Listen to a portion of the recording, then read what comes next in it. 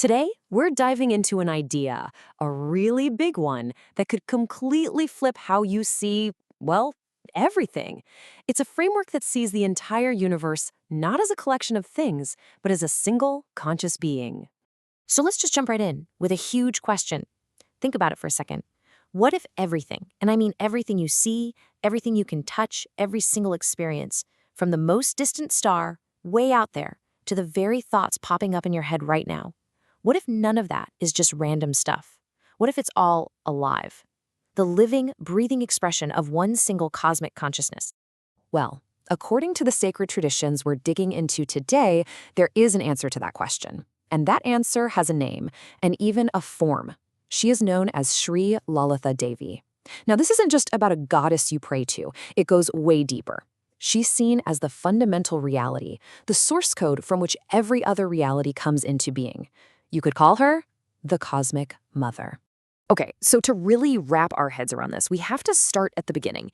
We need to look at her role as the ultimate source. I mean, what does it actually mean to be the origin point of, well, literally everything? This is where we get the term Mula Prakriti, which means something like the root of nature. It's a cool way to think about it. It's the ultimate uncaused cause. You know, before the Big Bang, before space and time were even a thing, there was just this pure, unmanifested potential. And that potential, that is the consciousness that everything else eventually springs from. And when I say everything, I really mean everything. I'm talking about the absolute fundamental building blocks of our universe. You know, things like the three gunas, those essential qualities of nature, and the five elements. They're all said to come from her. But it doesn't stop there. It goes even bigger. All the other gods and goddesses, the sun, the moon, every single living thing, all of it is seen as just an expression of this one single source. And this is where it gets really interesting, really mind-bending. The idea isn't that she's some distant creator who just, lit the fuse and walked away. No, the philosophy says she is the creation itself. So let's try to unpack that idea with a concept called sarvamahi. Okay, the ancient texts have this absolutely perfect way of explaining this. Just imagine you have a ton of gold ornaments, right? Rings, necklaces, bracelets, you name it. They all look different, they all have different names, but what are they really at their core? They're all just gold, right? So in the exact same way, every single thing in the universe, every form, every vibration, no matter how unique it seems, is fundamentally just an expression of her. And that brings us right back to that key concept, sarvamayi. It literally means she who has become everything.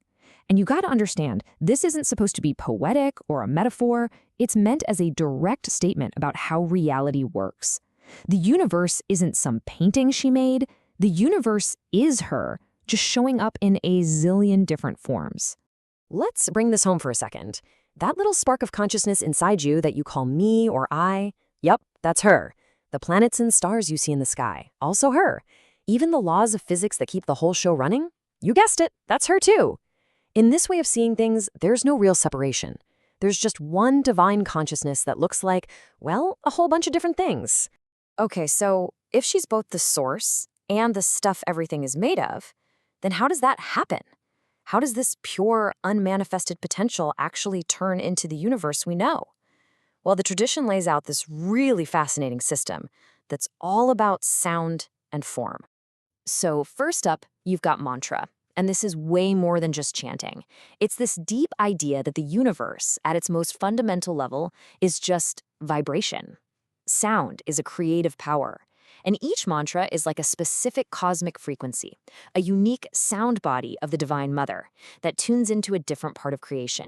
Then you have yantra. So if mantra is the universe as sound, yantra is the universe as sacred geometry. It's what that vibration looks like. It's the underlying structure of reality, visualized. You can almost think of it like a blueprint or a sacred map of energy. And you can see one right here. This is how that really abstract idea becomes something you can actually look at. A yantra isn't just some pretty pattern. It's a literal diagram of cosmic energy. It's a tool, really, for helping you focus your mind on that geometric harmony that's holding everything together. And that brings us to the third piece of the puzzle, Tantra. This is basically the how-to guide. So if mantra is the sound and yantra is the form, then tantra is the method. It's the actual science, the process that shows you how to use them together to directly experience this unified reality for yourself. But so what? Why does any of this cosmic stuff matter? Well, this is where it stops being just abstract philosophy and becomes incredibly personal. The whole point is to take this knowledge and use it to transform your own mind, to achieve something they call a still mind. Yeah, at the end of the day, this isn't some test you need to ace. The whole purpose of understanding all this is super practical. It's about using these big ideas as a kind of map for your own inner world, a way to get from the usual mental chaos to a state of real clarity. And this chart here lays it out perfectly. On one side, you've got the agitated mind. And let's be honest, we all know what that feels like. It's flickering, it's scattered, it's constantly being pulled around by this craving or that annoyance. But on the other side, that's the goal. It's called manomani, a mind that's steady, one-pointed, and completely free. And that, the texts say, is the state she can grant you. So how do you get there? How do you go from one side to the other? The method is actually really elegant. Our minds are naturally drawn to what's beautiful, right? So if Lalita Devi is the source of all beauty in the entire universe, then the idea is, by focusing your mind completely on her divine form, your mind just gets captivated. It gets so absorbed that it naturally, without any effort, becomes still. And this quote, this is what that stillness feels like. All the things we use to define our reality, like you and me, here and there, past and future, they all just dissolve. That separation between the observer and the observed, it collapses.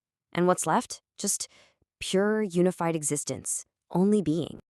And that's really the core of it all, isn't it? The ultimate goal here isn't just about worshiping some far-off goddess. This whole thing, it's a roadmap for looking inward.